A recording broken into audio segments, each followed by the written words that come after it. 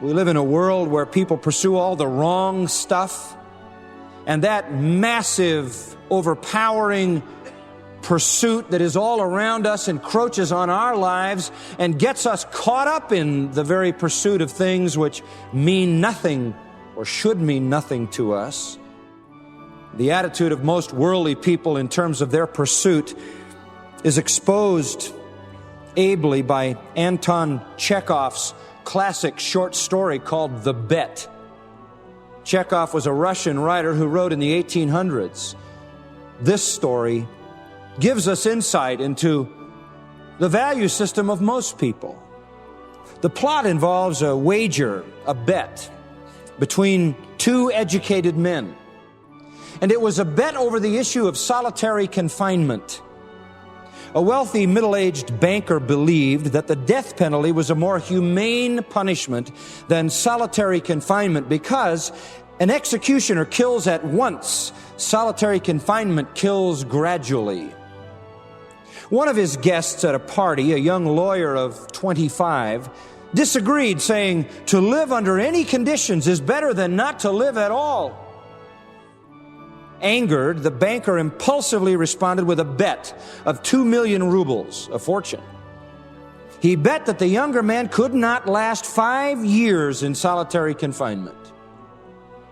The lawyer was so convinced of his endurance and so eager for the 2 million that he announced that he would stay 15 years instead of 5 to make his point. The arrangements were made. The young man moved into a separate building on the grounds of the banker's large estate. He was allowed no visitors and no newspapers. He could write letters but receive none.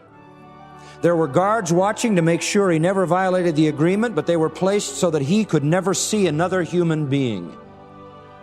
He received his food in silence through a small opening where he couldn't see those who served him.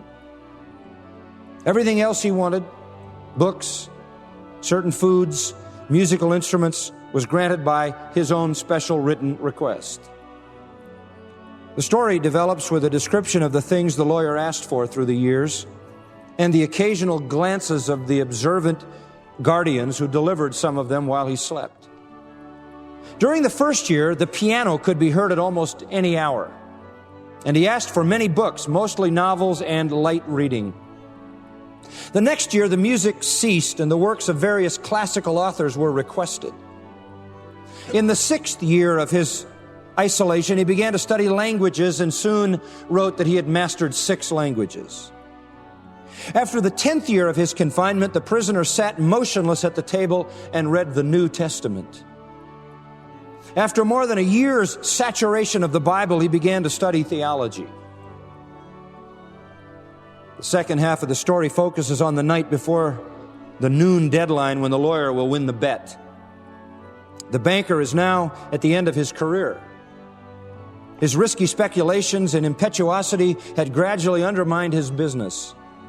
The once self-confident millionaire was now a second-rate banker, and to pay off the wager would destroy him. Angry at his foolishness and jealous of the soon-to-be wealthy man who was now only 40, the old banker determined to kill his opponent and frame the guard with the murder. Slipping into the man's room, he found him asleep at the table. Before he could kill him, he noticed a letter the lawyer had written to him. He picked it up. This is what he read. "Tomorrow at 12 o'clock I shall be free. But before leaving this room, I find it necessary to say a few words to you.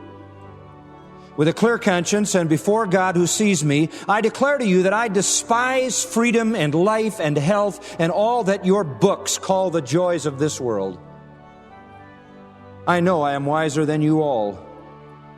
And I despise all your books. I despise all earthly blessings and wisdom.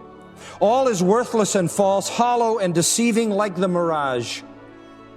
You may be proud, wise, and beautiful, but death will wipe you away from the face of the earth, as it does the mice that live beneath your floor. And your heirs, your history, your immortal geniuses will burn with the destruction of the earth. You have gone mad and are not following the right path. You take falsehood for truth and deformity for beauty. To prove to you how I despise all that you value, I renounce the 2 million on which I looked at one time as the opening of paradise for me, and which I now scorn. And to deprive myself of the right to receive the 2 million, I will leave my prison 5 hours before the appointed time, and by so doing break the terms of our compact. And he signed his name. The banker read the lines, replaced the paper on the table, kissed the strange, sleeping man, and with tears in his eyes quietly left the house. Chekhov writes, never before, not even after sustaining serious losses, had he despised himself as he did at that moment.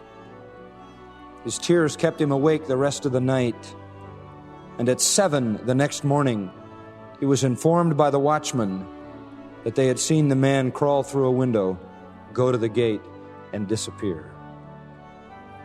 Some people have to learn the hard way what is the right stuff. And some people never learn.